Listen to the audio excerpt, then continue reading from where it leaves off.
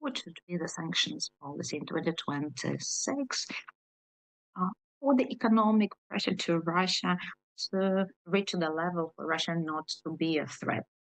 So now we can see a lot of efforts which are taken by the US and other partners in order to see so-called peace agreement. In fact, we're not illusional about it. The Russian Federation is not only not ready to um, finish the war, they have a plan of invading other countries, the EU countries. And there are several scenarios of this invasion. And Mark Rutte, the General Secretary of the EU, says that they have to be ready for confrontation with Russian Federation.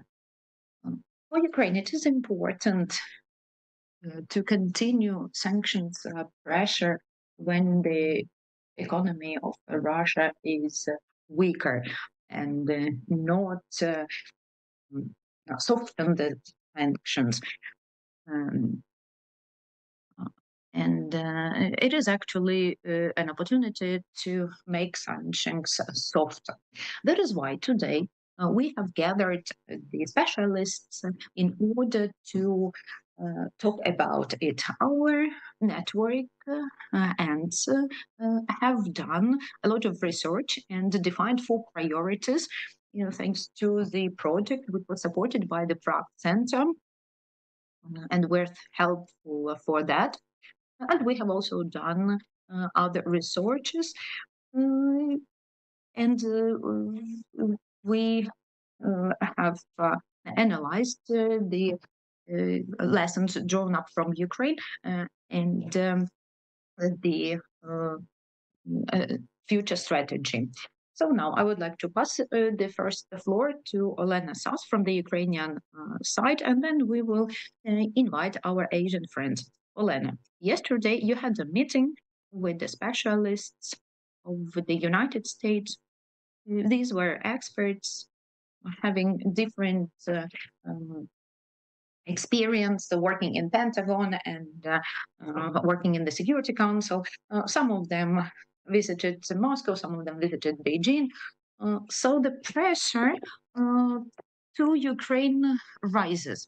And we have a feeling that in this end game, everyone wanted Ukraine, who not only managed to still exist and showed our cards like our Operation Network Pavutina and our hit on Russian NPP and so on.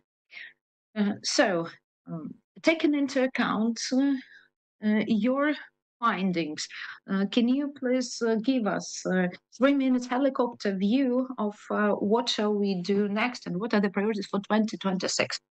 Thank you so much. Yes, indeed. Yesterday we had a meeting with experts of the top level.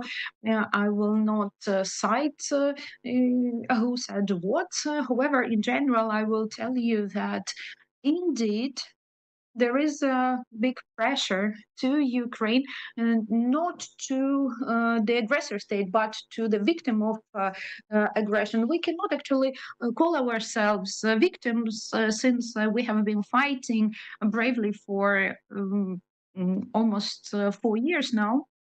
However, the base of the democracy has been pressurized, and our state authorities actually cannot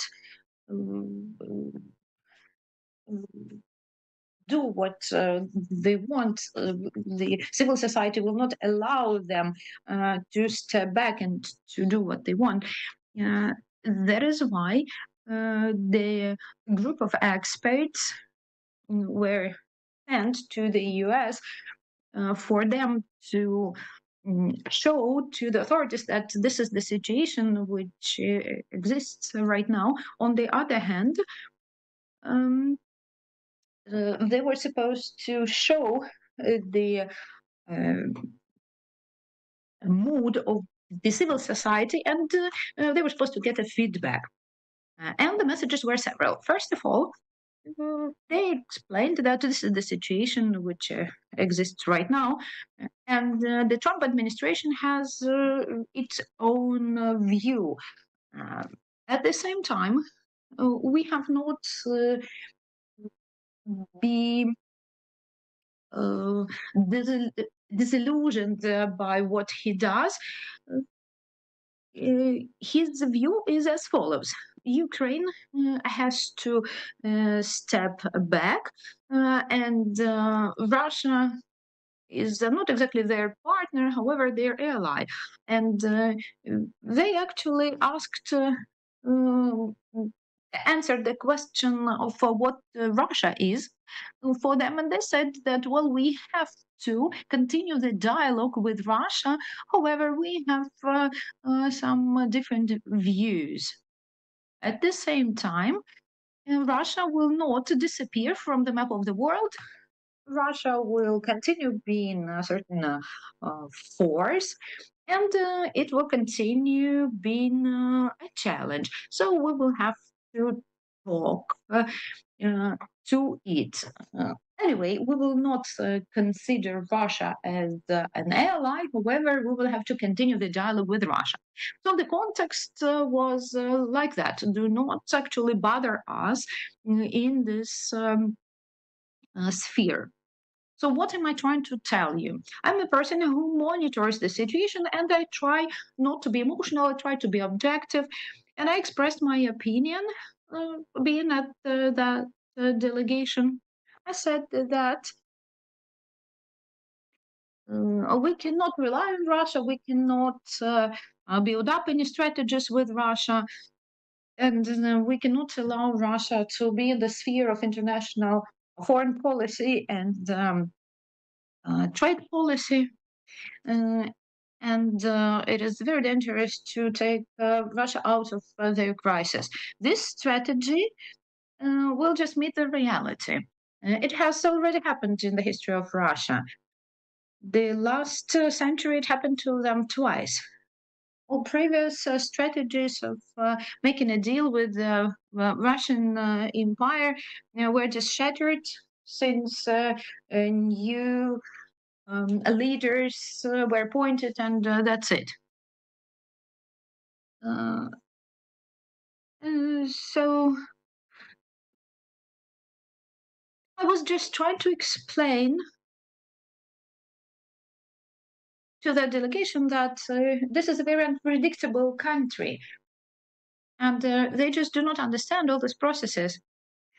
Talking to leading analytical organizations in the US, I explained to them that, with all due respect, um, they cannot really understand Russia fully. That is why Ukraine has to do its utmost um, with the help of European experts to explain the situation. We'll have to stand during the next year. It's going to be a decisive year. It is important for us, and it is critical for Russia. Russia is in the recess right now, and it has some banking problems at the moment.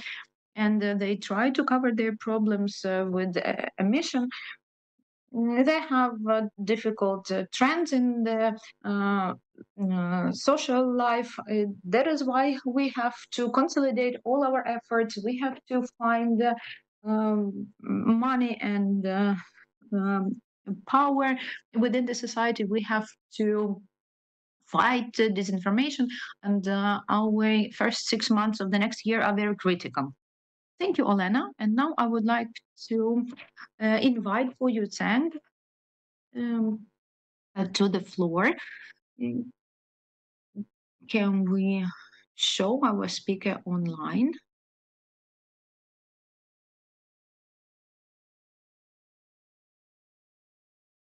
Is our speaker online?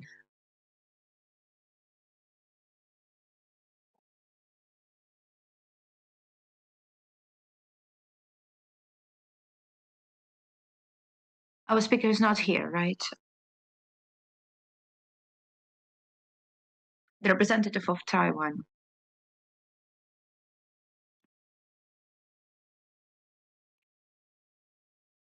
Then, Sangmin Shim, are you here?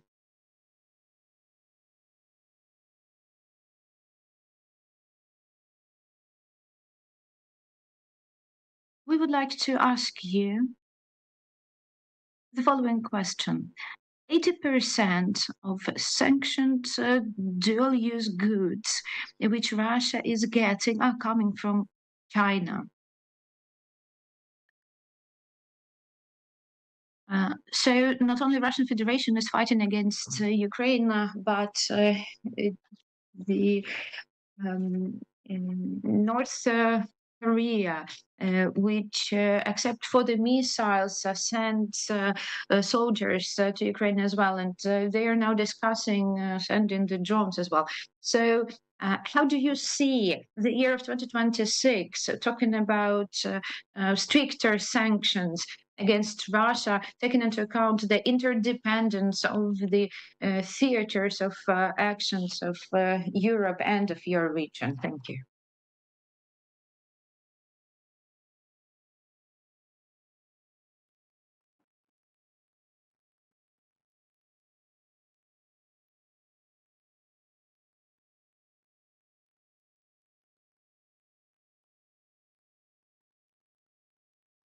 Excuse me.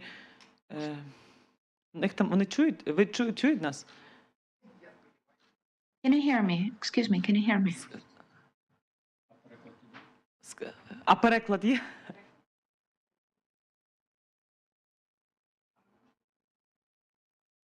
Ніхао! Передайте їй привіт, що тут люди знають їхню мову.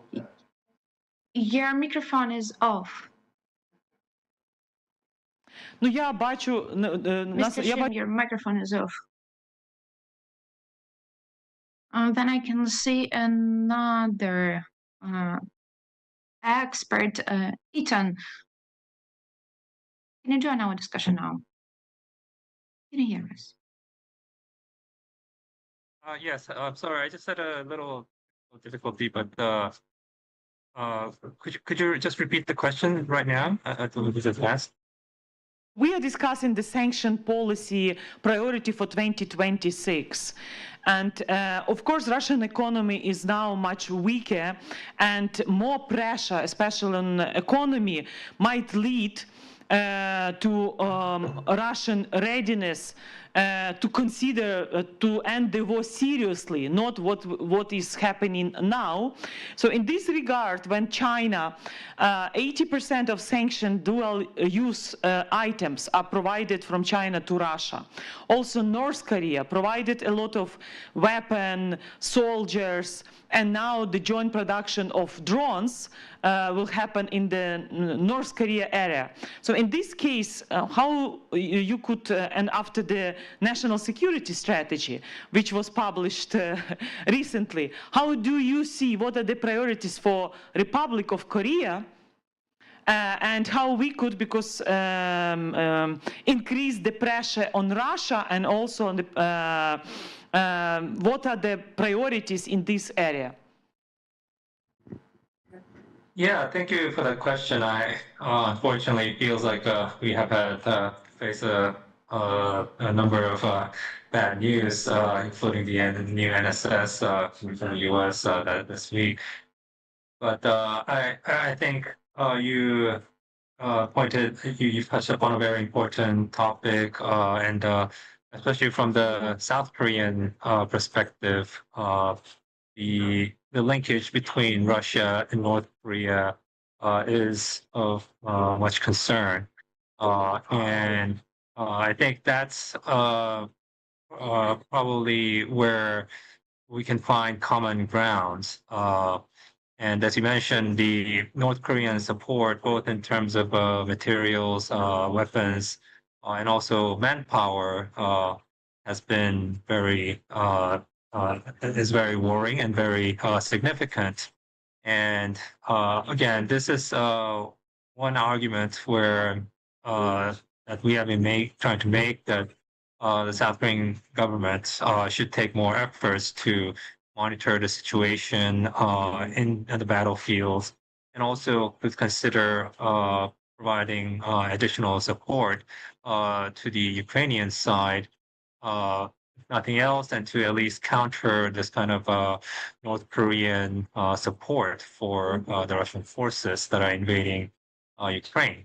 And the again, the biggest the concern or biggest debate in South Korea is what kind of assistance that North Korea is getting in return for its various support to Russia.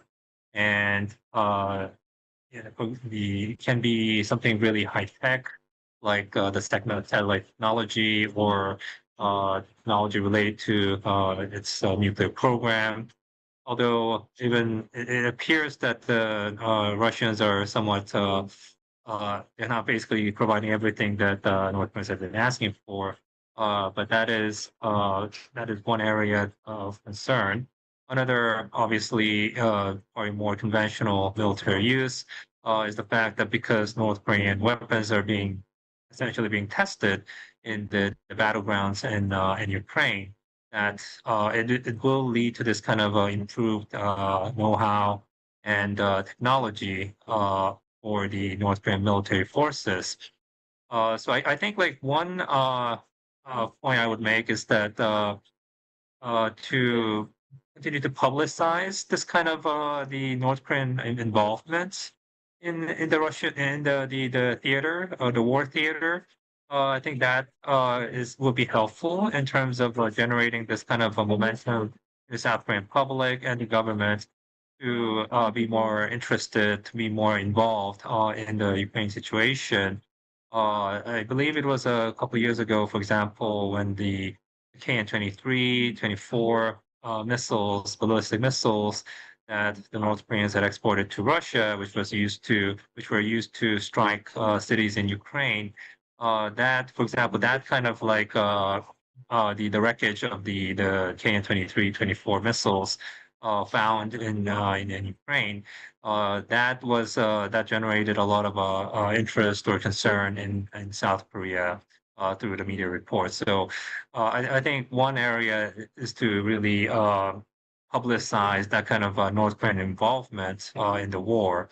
Another, I would say, is to kind of like go beyond that and to make a case about why it will make sense for South Korea to provide more assistance, and also to perhaps like take part in the strengthening sanctions against Russia, although we have been taking certain sanctions out already. So I think that those are my initial thoughts. But I would be happy to also to discuss other ways to further the discussion in this aspect. Thank you.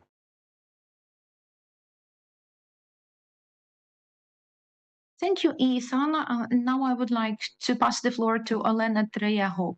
Ethan has just mentioned of the linkage between North Korea and Russia in terms of the technologies and what are they getting in return.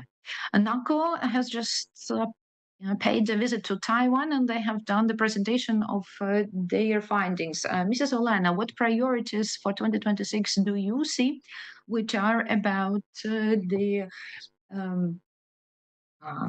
limiting the channels of circumvention of the sanctions? You have just organized an exhibition in The Hague, and you are trying to show to Europeans what Russian kamikaze drones are made of. And you have called for stopping the supply of the components for these drones to Russia. So what priorities of your organization taking into account the geopolitical decisions, can you see now?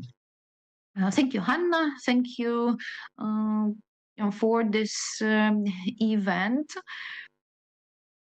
First of all, I would like to say that now indeed the geopolitical situation has been changing quite quickly. And of course, the role of the US in the sanctions policy is very important. And we can see that with Trump president, sanctions coalition stopped working. It was coordinating the relations between the countries who imposed the sanctions in the beginning of the war. Now this coalition has been working some different way. I believe that now we have to focus on, first of all,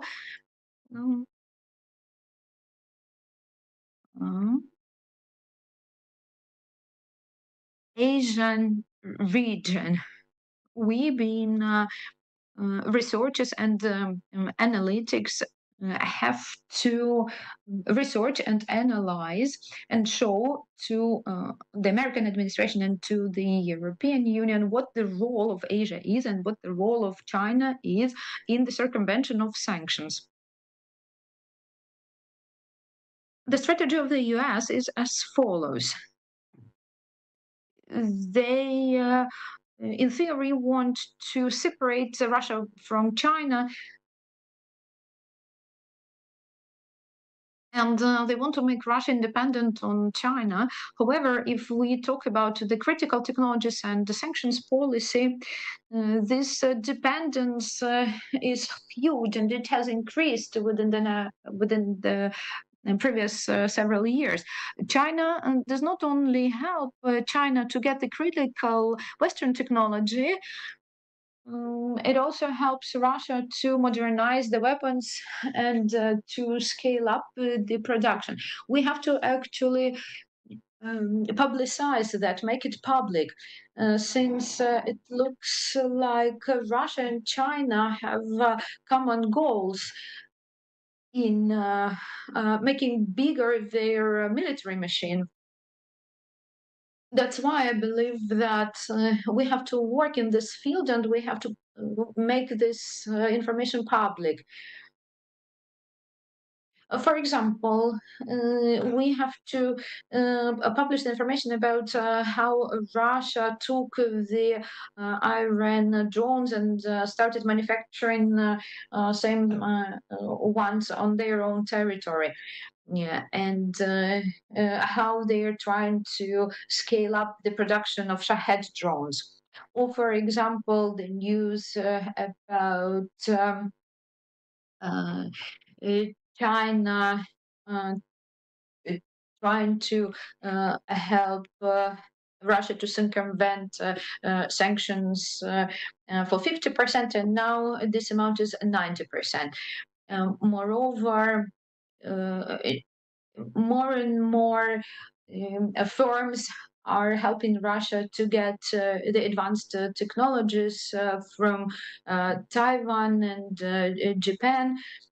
And I think that such type of information can play its own role, including on the political level as well.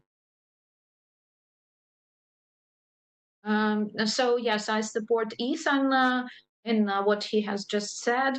Unfortunately, yes, it's a bad news, since America is stalling the sanctions and the peaceful negotiations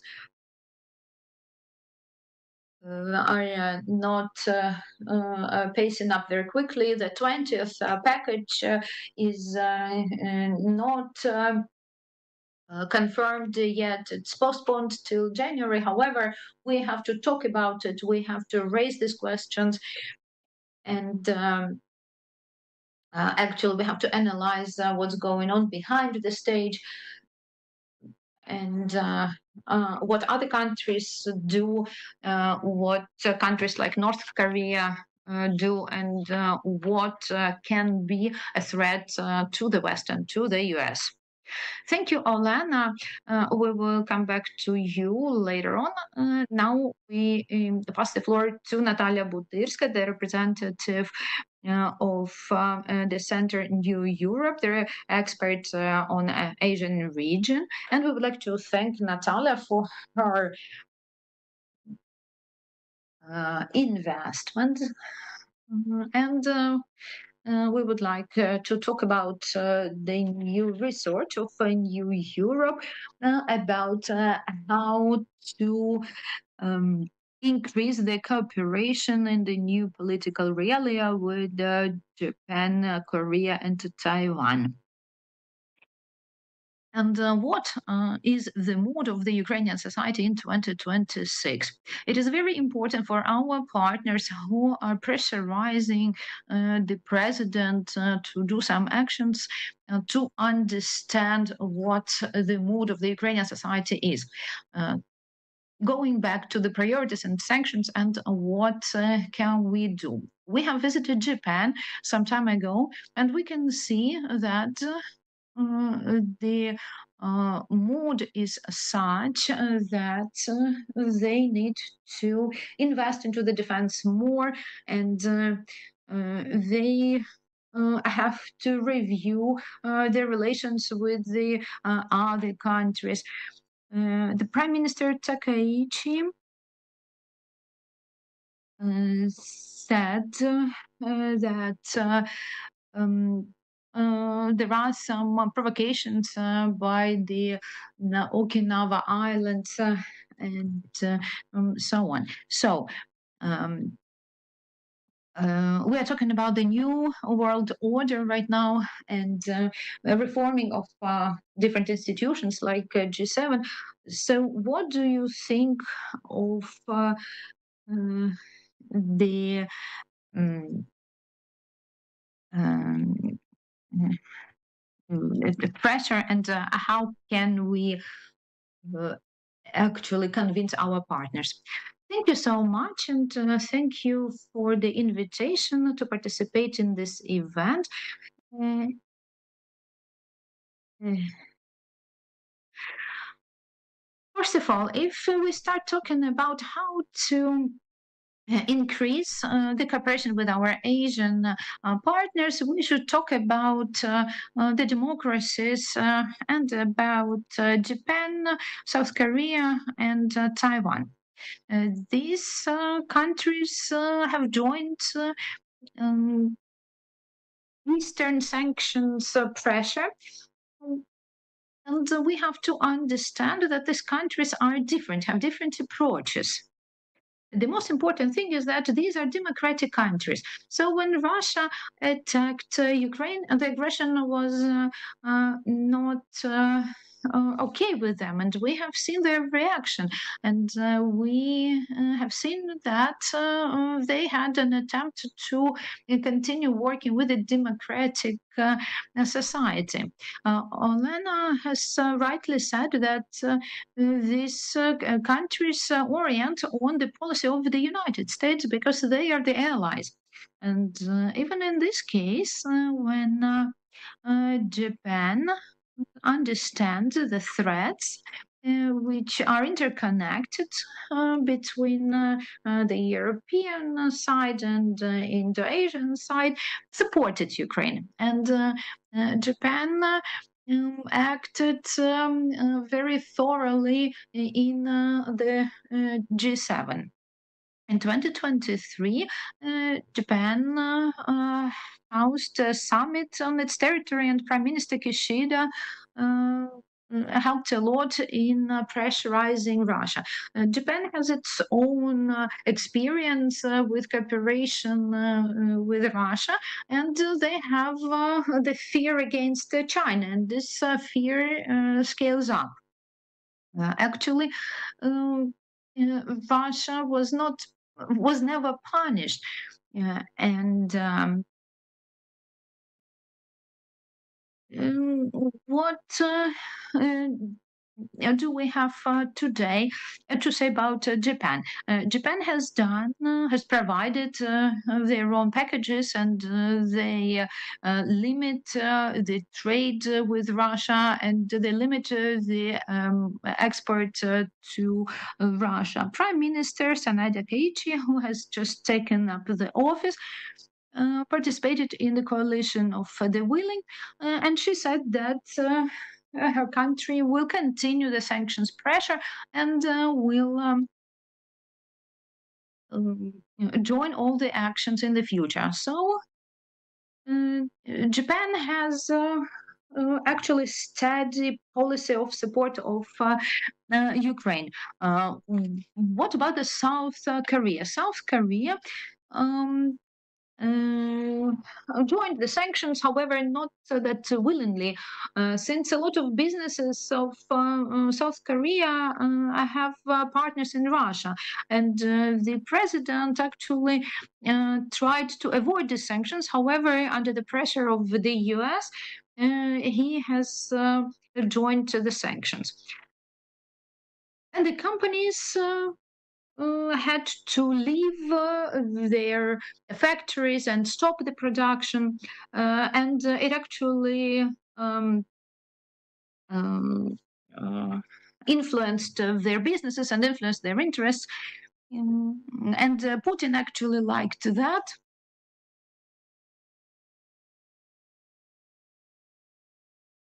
Um, when Yoon Suk Yeol, the previous president, joined the office, there was actually an active support, to the general pressure to Russia. However, now we have a new president who has other views, and in his opinion, they have to restore their relations with China, which were disrupted by the previous president, and they also want to restore the um, uh, relations with the neighboring countries as well. And that will help to relieve the pressure in the Korean peninsula. So if we're talking about this policy, taking into account that the US have drastically changed their policy and their approach towards Ukraine, the government of the South Korea is trying to also be very careful in supporting Ukraine. Unfortunately, now the situation is such that Russia is trying to involve South Korea into business. During Odessa summit, which was organized in um, South Korea in October, Putin was also invited. However, he did not come. And actually, the Russian delegation was represented by the prime minister, and he was actively lobbying the opportunity of restoring the EVA connection between the countries. And he was saying that people cannot connect with the other country, and we need to find the opportunity of getting the South Korean companies back to Russia, and so on. At the same time, we can hear the information from Trump, who is talking about the possible peace, which will come quite soon, is actually not a right signal, which our partners also hear.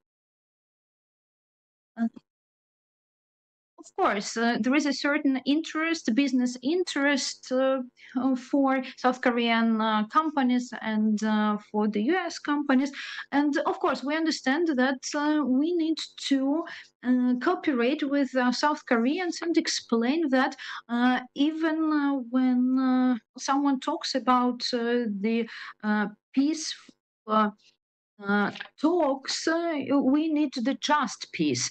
And if the peace is unjust, then it will be bad for everyone.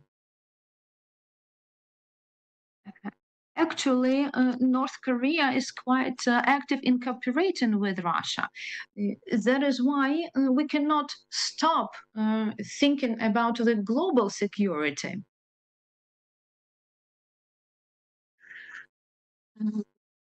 Actually, if we're talking about some false peace, it is very bad for everyone.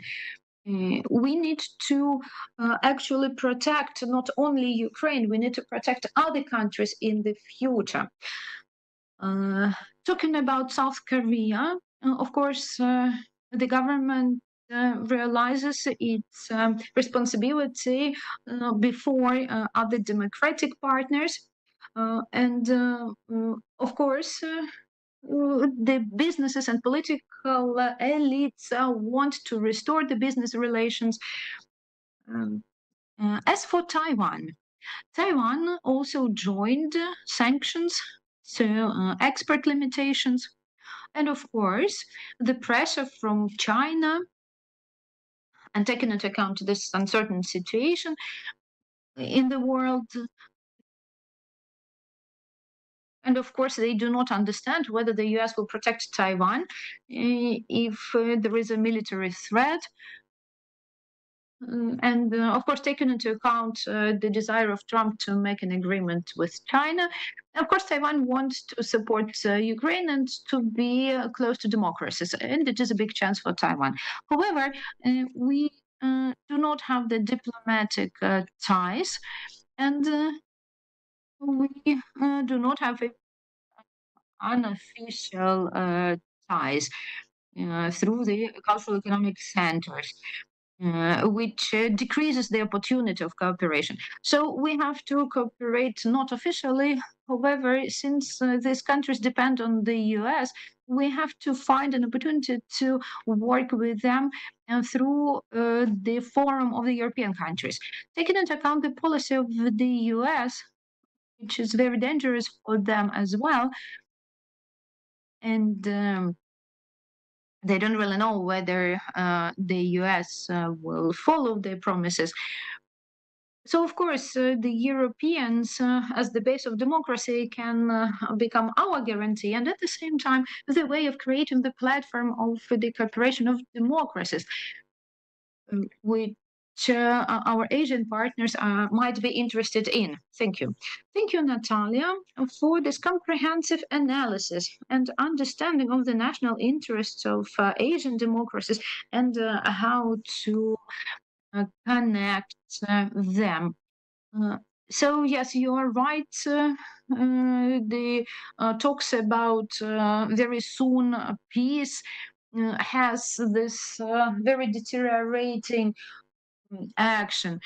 Actually, yes, everyone is waiting that someone will sign some agreement finally by the Christmas time. Talking about Japan, we were trying to explain that North Korea and China, who are increasing the military production and have other understanding of how to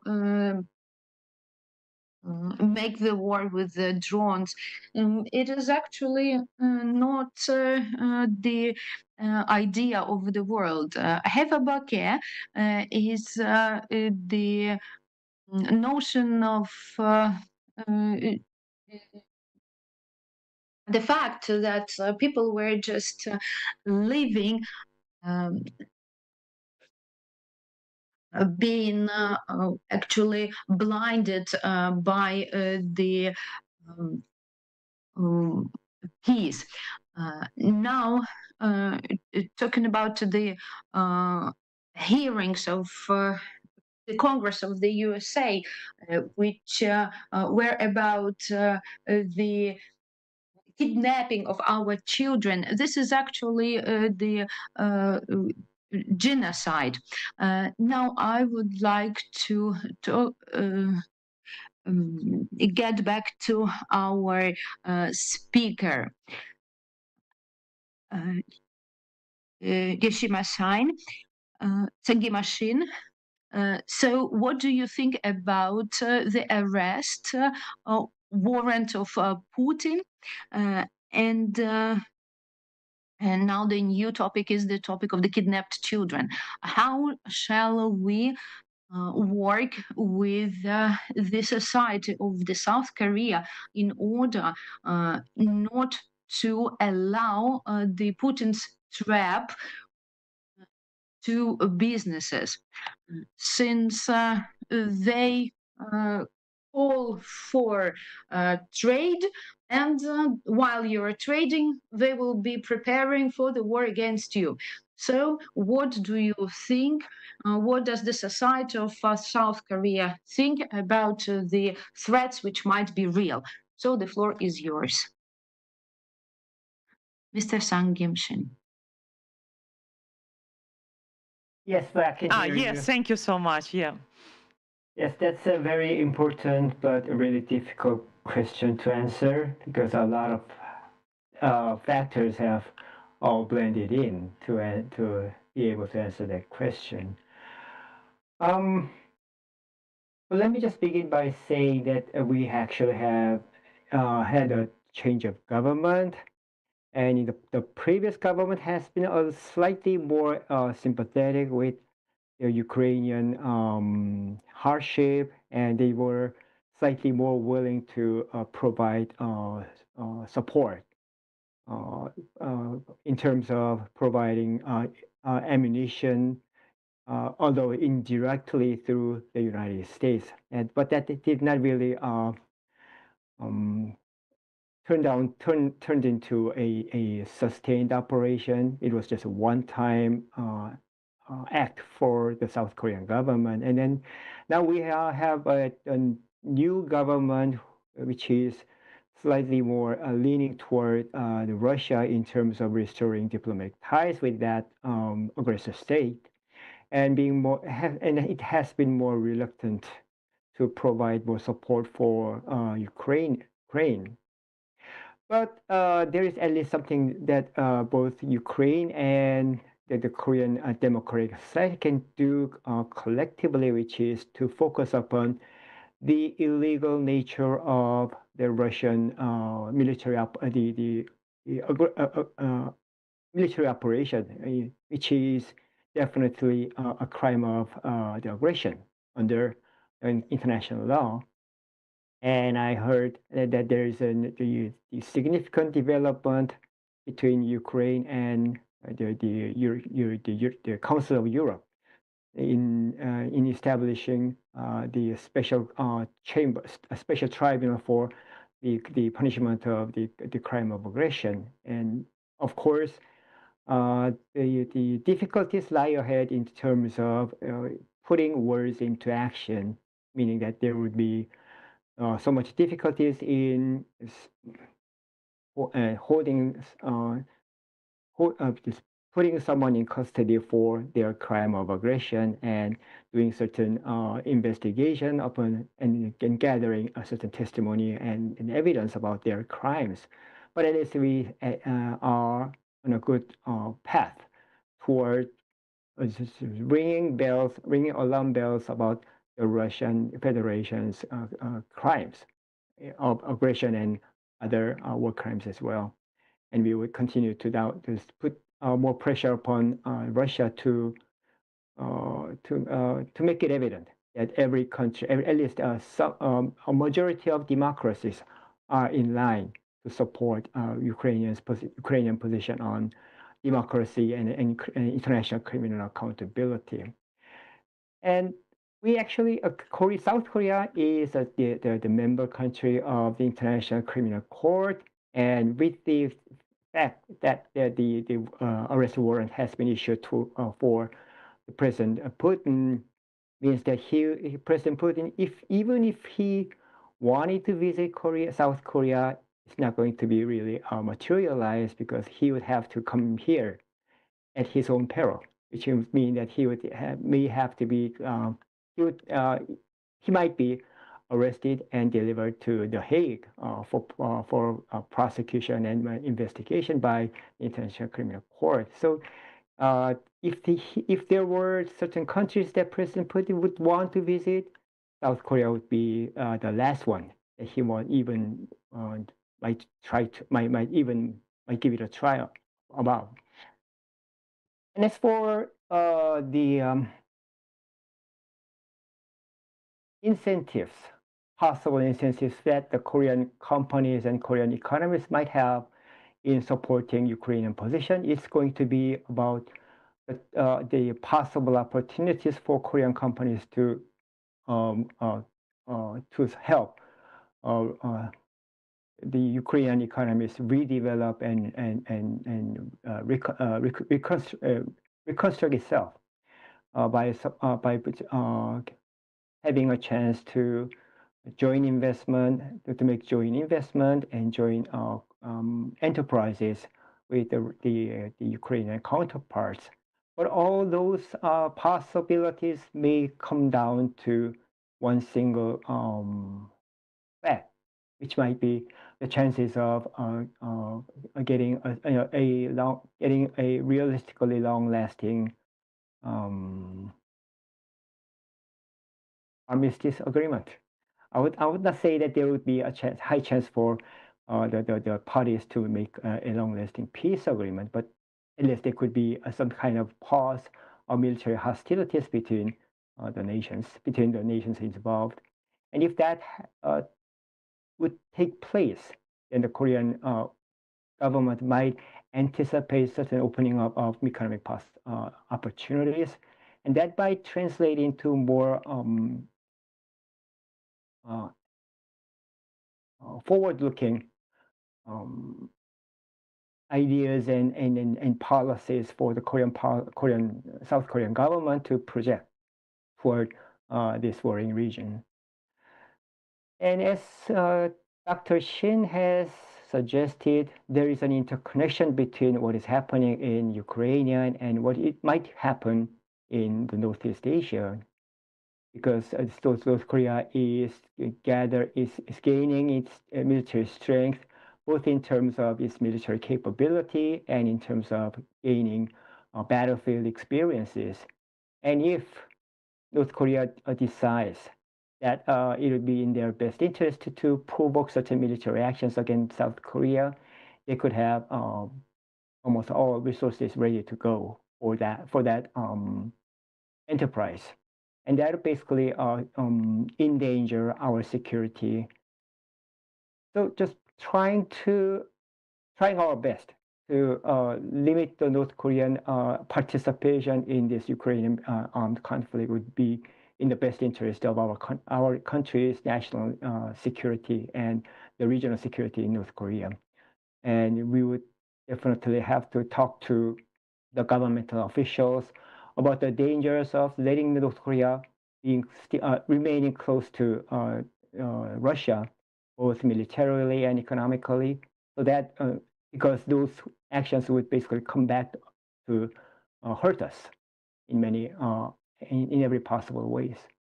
So just making sure that we would be in line with the other democracies like Japan, Taiwan, hopefully the United States, to set up a common positions upon the Ukrainian situation would be very crucial in making sure that there would be at least a slightly higher chance of reestablishing peace in Ukraine and the neighboring areas. Let me just stop here, but I will be happy to discuss other issues as we move forward.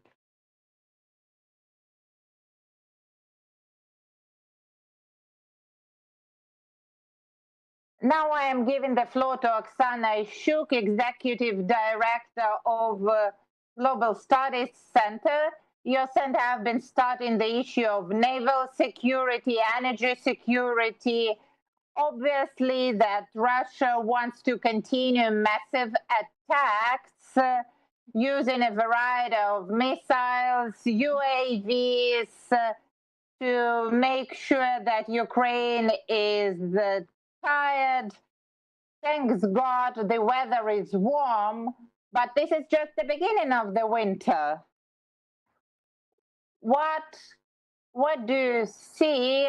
Even in package number 19, we can see LNG is prohibited to be bought from Russia, but it only starts from January the 1st, 2027. So how you evaluate, you've made a lot of criticism on these incremental approaches. So how do you evaluate this policy and what the priorities for 2026 should be? Many of your experts are talking about the full blockade of the Baltic Sea, cutting out the Danish channel. So you are suggesting drastic measures, the heated measures rather than the step-by-step measures. Thank you for holding this extremely important event. We can see that package 20 has been delayed for January 2026. Likely it will be the same as the previous packages. There are conditions for Russia when it does not face harsh pressure, but has more time to prepare for more further sanctions. So the imposition of the next prohibitions for tankers, which can only be 20 of them, and we know that the total shadow fleet is over 1,400 ships. So these are just half steps. Why can't the whole package for a whole 1,400 tankers be imposed? All of them are well known. The owners of these tankers are well known. Yesterday we had an important event. The USA attacked the Venezuela tanker transporting Venezuela oil, referring to the fact that this is a pirate tanker because they did not have affiliation with any national flag. So we can see such a kind of dual policy. So if it is possible to attack Venezuela tanker, why can't they do the same with the Russian tankers who do not have a clear affiliation and clear flag? Another thing is the efficiency of sanctions, as Hannah mentions, is implemented by our military who continue to destroy them, and they show that their UAV attacks are extremely efficient, and they show in what way this can be done, not only in the Black Sea, but in the world ocean too. What can be done to make this efficient? First, we all understand that income from the energy resources, these are the most important things which supports the Russian aggression. So the sanctions against the energy resources might tighten. If we are talking about oil, here we can see two major areas for actions. Oil being transported through the pipelines through Ukraine to Hungary and the Slovak Republic, and the oil being transported through the sea, through the Baltic Sea.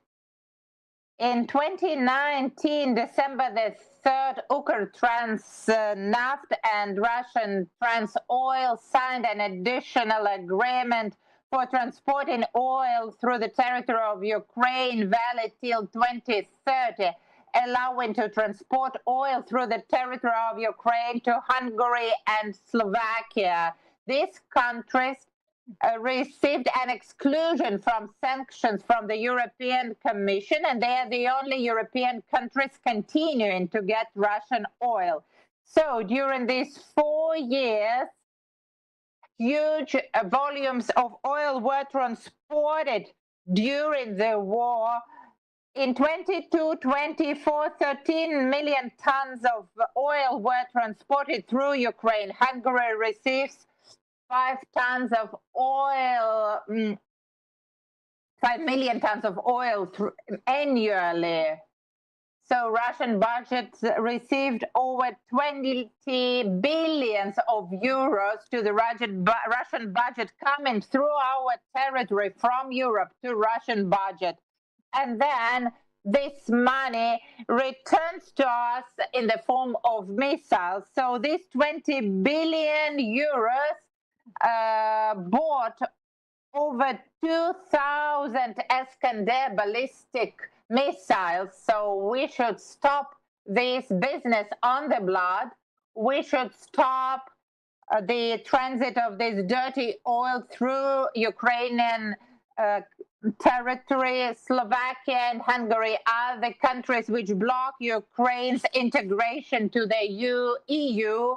Thanks God, the European Commission has taken solutions how to circumvent Hungary's veto, but still Hungary refers to the fact that they do not have access to the sea and that they can't get oil from other countries, which is nuisance because in 2015 the refinery of MOL Group in Hungary was modernized, which allows to get 14 million tons of oil from Croatian terminal through Adria pipeline.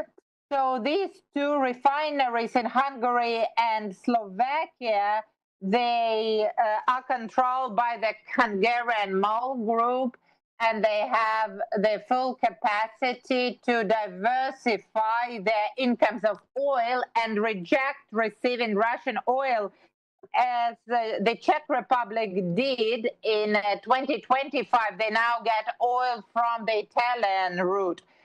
As for the oil being transported by sea, we need to close the Baltic Sea, but we don't see any determination on behalf of the European partners. It's not only the sanctions can be involved. We can act asymmetrically. We can implement the Russians' tactics, which they implemented in 2019 when they created 2 AD zones, when they started organizing training, military training, and they just closed part of the Black Sea, preventing the international navy. The same can be done in the Baltic Sea, referring to organizing NATO training there. What else can be implemented? Stopping tankers coming through the Danish channels, referring to the ecological environmental risks. If there's no affiliation with the country, if there's little or lack of insurance, then the responsibility for the oil split won't be carried out by anyone, and this creates conditions for hybrid attacks in the Baltic Sea against the Denmark. If one of the tanks purposefully spills the oil next to the shores of the Denmark, and this is actually one of the threats which were accounted for by the Danish military forces in their analytical reports. Some other steps which haven't been implemented yet, these are the sanctions against Rosatom, the major enterprise in Russia specializing on atomic power, energy. The Europeans got used to perceive Rosatom as a civil energy enterprise. This, however, it's actually this enterprise which takes care of nuclear weapons. They continuously make checks and maintenance on them. So Rosatom should not be perceived as a civil enterprise, but as a company which has a dual purpose. Let's recall the first strikes on the Ukraine's unified energy system, the facilities, the substations which were transferring power from electric power stations. In 2024, the first strike on substation occurred, which transferred energy from atomic power stations, and this created huge risk of nuclear accidents in Ukraine. So Rosatom is the company which creates precedents of nuclear strike on Ukraine without using nuclear weapons, but through the usage of atomic power stations. The next issue is the Zaporizhzhia atomic stations. Their specialists, atom specialists, are involved in maintaining works there, so they are co-participants of this crime. 18 energy blocks depend on Russian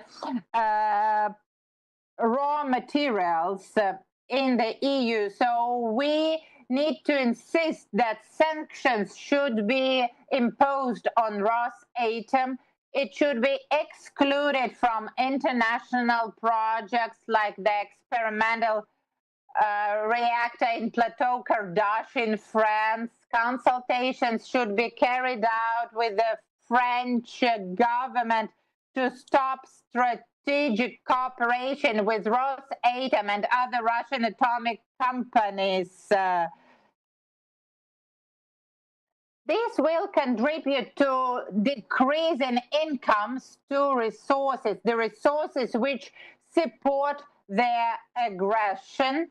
Then we should stop buying LNG from Russia. Yes, EU refused to use the gas from pipelines, but the amounts of LNG only grow, and Russia is the second or the third country, depending on the month, with Qatar on the volumes of the LNG supply to Europe.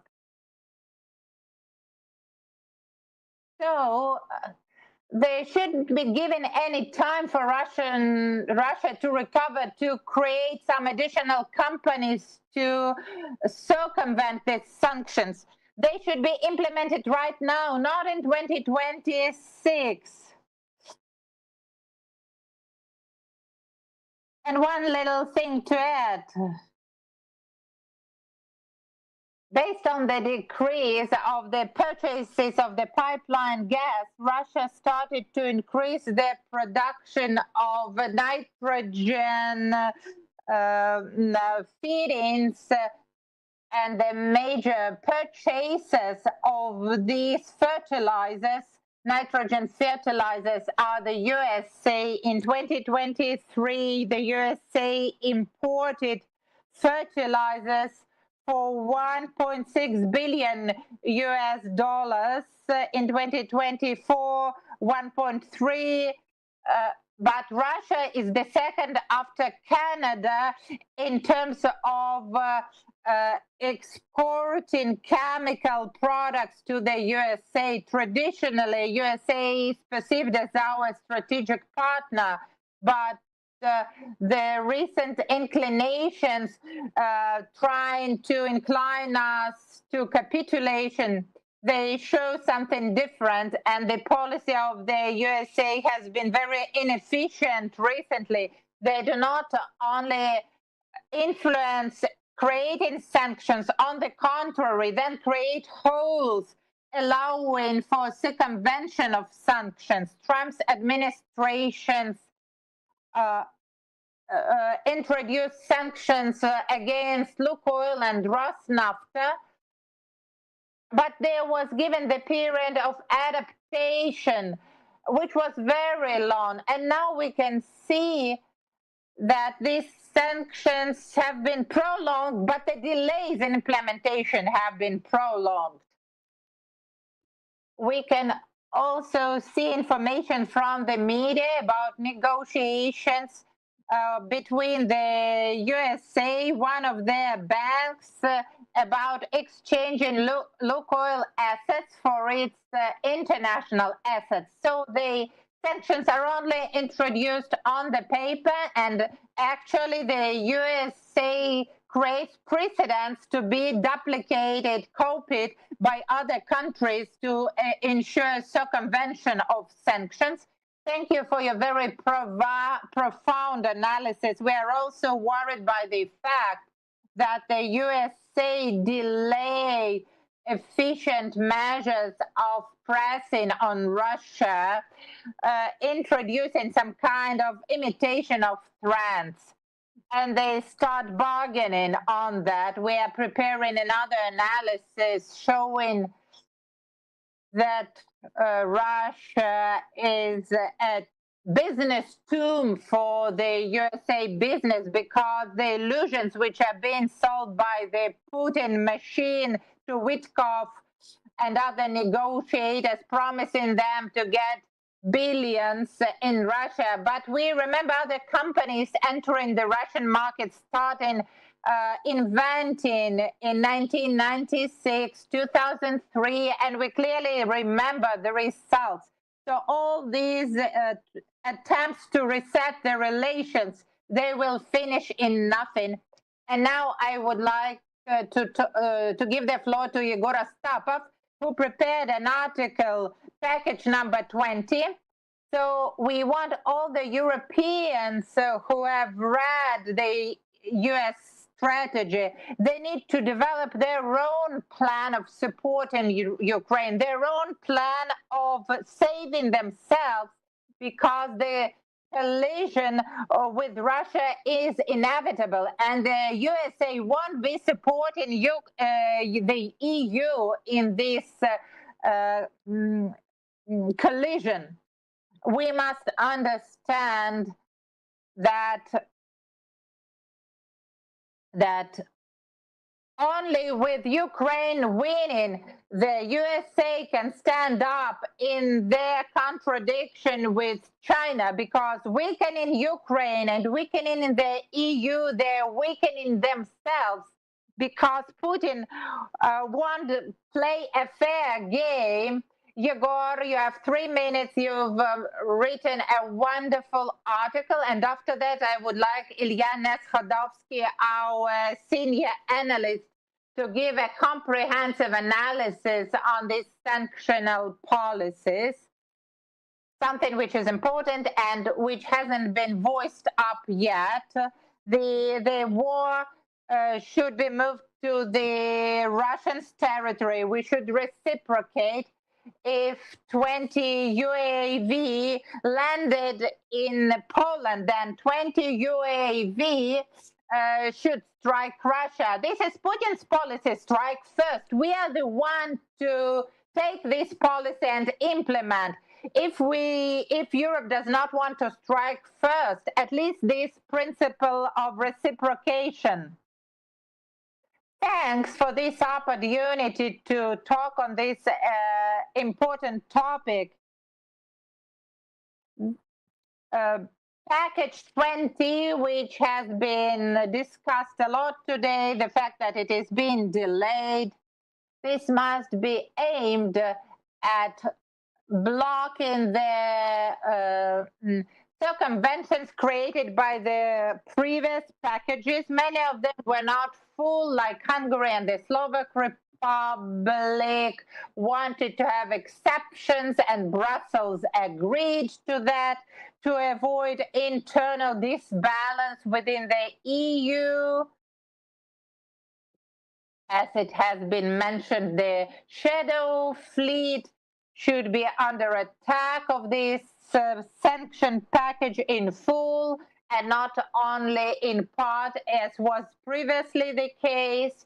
We can see that the most efficient sanctions against the shadow fleet are the direct military operations by the Ukrainian special forces, because many of the countries which provided their own tents and flags, they're now considering that it's not going to be beneficial for them because these tankers are legal targets of the military forces, and the fact that they're carrying the flags does not make them legitimate within the international law because they're not eligible for moving in the international ocean.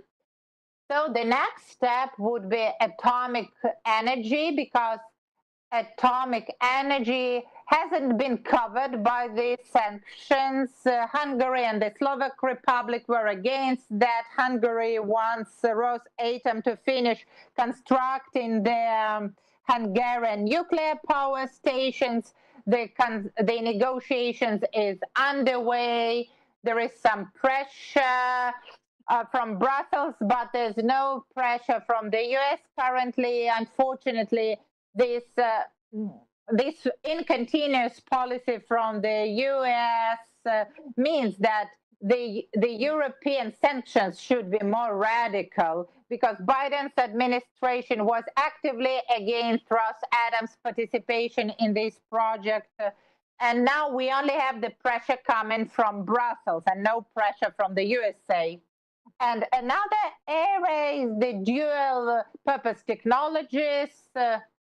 They're export by Russia to the hubs in other countries, including the southern Eastern Asia, through China, through India, because the secondary sanctions against exporting companies are very slowly and lightly and rarely implemented or not implemented at all. And the fact that the EU postponed their consideration of this package is a negative, unpleasant signal for us. But on the other hand, this can give more time to work it through. If Brussels have enough political will, if they have taken all the signals in the international relations worldwide coming both from Washington and the Kremlin, this will allow them to work through the package more carefully and to make it tougher and stricter. Thanks, Yegor, Ilya. We've heard from numerous European colleagues signals like they have read all the efforts incorrectly, the efforts on terminating the war. They say we think that it's not that more weapons should be produced because the ceasefire is going to occur. So why do we need to produce more weapons? Or another argument, we don't know whether it's worth producing more because maybe Ukraine won't have enough money to buy all those weapons. So when we ask for confiscating of assets, when we ask Europe to help Ukraine without looking back at the USA saying that the reparational loan might be a problem in terms of peaceful negotiations. So analyzing package 20, Yegor, is it time to work through the package and explain the Europeans that 20 packages is okay, but if these were just 2 packages in 2022, to say nothing about 2014, when Russia has just started the war, then the sanctions might have been the tool to prevent their full-scale invasion.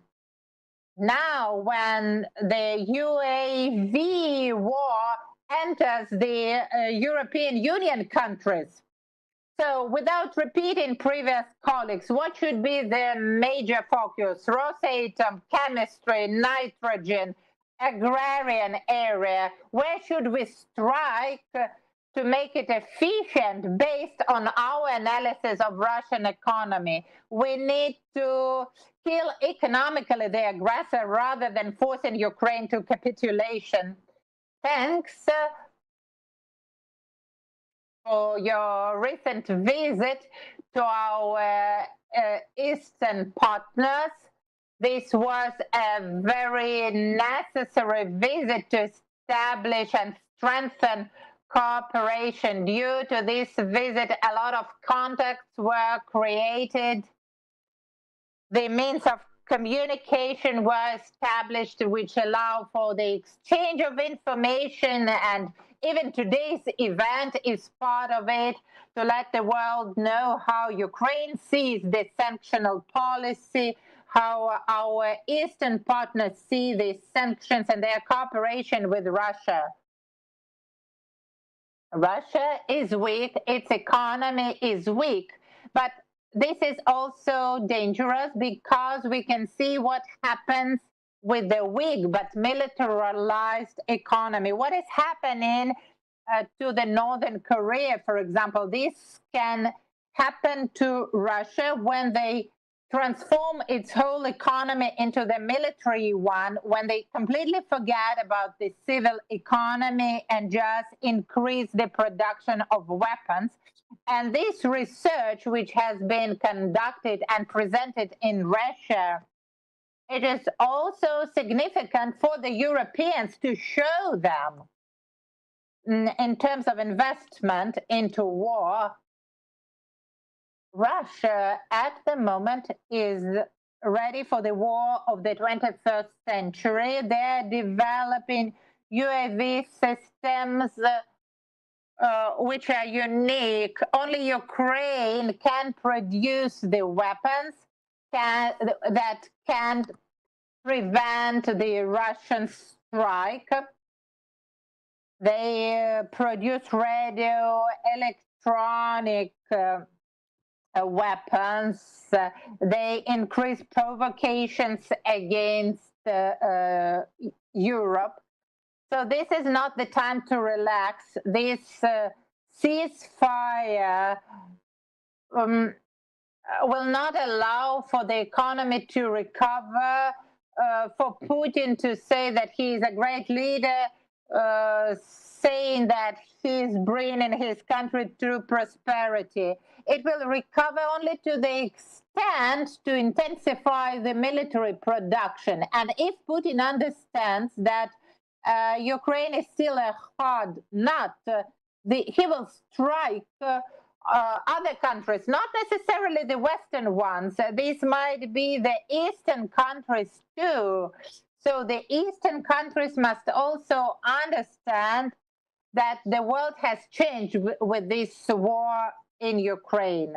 As for the sanctions, some of them maybe not nuisance, but they're just on the paper. When there is a vessel without registration, without the flag, without insurance, without any proper documents, because some of the vessels provided insurance with zero coverage, and Europe closed their eyes on that. Yesterday, the German court ruled that vessels without registration, the one on the sanction list, it was stopped by the Germans because it broke down. The technical condition was poor, and the Germans brought it to the German port, and the question arose, what should we do?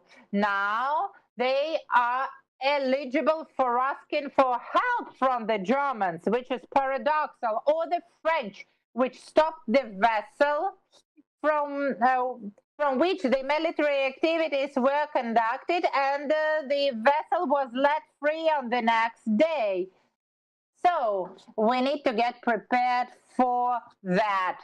Where should we address our efforts? I fully support all the previous initiatives. These vessels on the sanction list should not be allowed through the territorial waters of the EU. This is going to be a real strike. Then comes fertilizers. This is a powerful income of foreign currency to Russian economy. Third comes Rosatom. Then I would name Roscosmos, the space enterprise. It is breaking down. They don't have proper specialists. They inherited a lot from the USSR from 1980s, 1960s, but nothing is left from there. There are alternative companies which can offer the same services as provided by the Russian space companies. You should sanction them and start working with other companies. Russia stopped having monopoly here. In our research, we also identified the areas of sanctioning, and I highlighted the issue of banking system. This is the weakest point. It's not about economy. They lack internal resources. They have to print money to cover the budgetary deficit in Russia. They have already printed about 40 billion US dollars, and 100 billion more US dollars will be printed to cover the deficiency. And these costs are unsupported.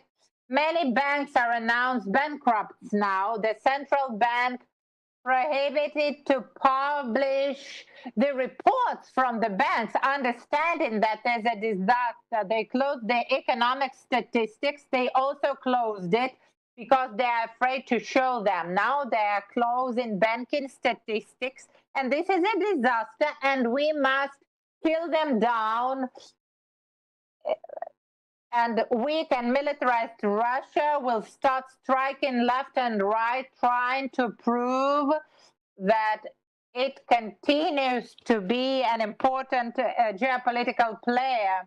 We are really sorry that the USA brought Russia out of political isolation. They started even talking about their joint project and usage of their frozen assets to use it for joint business instead of punishing the aggressor. Dear colleagues who are online, we have 7 minutes left before the end. Would you like to make some remarks, especially our Southern Korean friends? Would you like to add some comments to finish our today's discussion? And we also have Olena to comment at the end of our discussion. Yeah, thank you, if I may. Well, first of all, thank you for the detailed discussion about the sanctions policy and also the opportunities that are there, also in terms of the confiscation of assets, Russian assets. All these are very interesting ideas and proposals. Just from the South Korean perspective, I would just on the final notes, point out that your visit to South Korea, Japan, and Taiwan last month was very significant in building this kind of network and continuing partnership. I would also note that we currently don't have a Ukrainian ambassador in Seoul, and I understand that there has not been a military attaché in the Ukrainian embassy here. So I think filling those vacancies would also help in terms of this kind of government-to-government cooperation. And also, it will be helpful to have a very strong advocate for the Ukrainian cause stationed in Seoul to build upon this kind of cooperation as well. Another point I would also like to mention with respect to the accountability, Northern accountability issue, and I believe you mentioned the recent U.S. Senate hearing where the issue of the Ukrainian children, orphans being abducted to Russia proper, and then from there to also Belarus and North Korea, that has been highlighted, and I think that's probably just one example of this kind of the culpability or the complicity of North Korea. But I think it would be helpful, as Dr. Shin mentioned, to highlight this kind of violations of international criminal law by North Koreans. And it could be a symbolic thing, but for example, the Ukrainian prosecutors opening cases against known North Korean officials or generals even in absentia, that kind of a prosecution or trial would not only be the right thing to do, given that Ukraine is a state party to the Rome Statute, but I believe will have will also send a very strong message to Pyongyang and also to South Koreans as well. So just those are just my, I guess, some final remarks or ideas. But thank you again for giving me the opportunity to speak today. Jim, would you also like to add some comments at the end? Yes, let me just say a few words about the possibility of the liquidating the confiscated assets by Russian corporations or public enterprises. I know that the European authorities have been a little reluctant to just opt for that choice.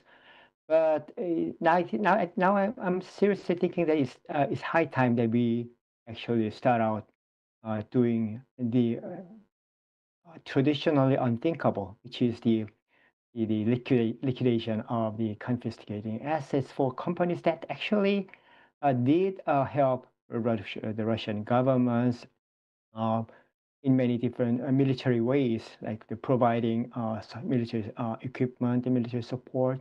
So possibly the Rosatom could be the best candidate for the European authorities to start liquidating the confiscated assets of that corporation. That being said, that would possibly have a ripple impact upon the rest of the world, because Rosatom is basically providing 1/3 of the enriched, low enriched uranium to many uranium-based business operators. So the European authorities might need to step up and prepare for the possibility of the supply disruptions, and just start thinking about how to cope with these supply disruptions if the confiscation, the liquidation really would start to kick in.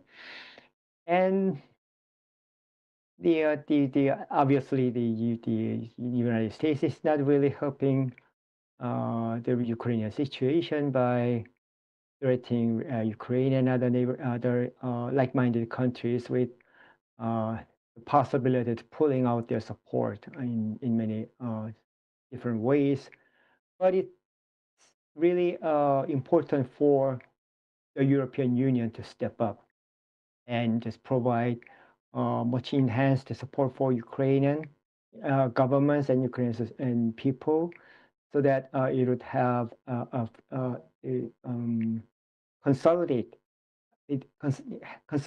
the conviction that the world is behind Ukraine, at least in terms of the moral support and the practical provision of necessities. And if that happens, then the many Northeast Asian countries like Japan and Korea could be more emboldened to speak up, to step up and speak up to support Ukrainian position. And that would pave the way for more long-standing peace agreements to take hold and be prolonged, be made sustainable. Well, I really thank the organizers of the event for giving me this opportunity to speak. Thank you very much.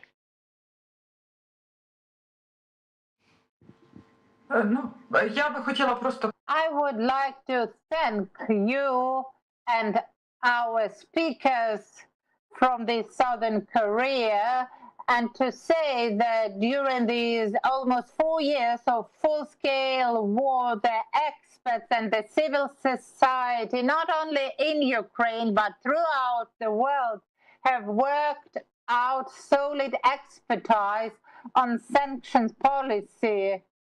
And under the times of such turbulence, the role of these experts, of these efforts, is crucial, because now it is important the work which is conducted by your organization and others, those who are in search of the gaps, who are unveiling fact, publish articles, address official letters to the law enforcement bodies, to our partners. All of that plays an important role. And as Ilya mentioned, really, Russian military machine is on the fire and it can't be stopped. But on the other hand, you can see that the efforts of the civil society, the efforts of the democratic world, they are also on the move, and it will be hard to stop them. So I would like to call on unifying further, on being active, and then everyone will have their own influence and will make sure that Russia is drawn to responsibility, is made liable. Dear friends, thanks to all the partners of ENS, NACO, Center of Global Studies, and New Europe centers, and our young analysts which joined us during our efforts to burn down Russian economy. I fully support Olena's opinion that we should make an offensive, not just strike back, but explain to our European partners, because on the European continent, either we subjectively stand up and form our own policy, then with the victory of Ukraine, there won't be any chances for the evil forces, for tyranny to kill, to conduct terror and genocide. So we thank everyone for another year of close cooperation. It's important for us to work in coalition, to feel as a national team. We call our partners strategic partners. We are looking forward to the victory of Ukraine. Stay strong, and thank you for cooperation. Thank you, friends.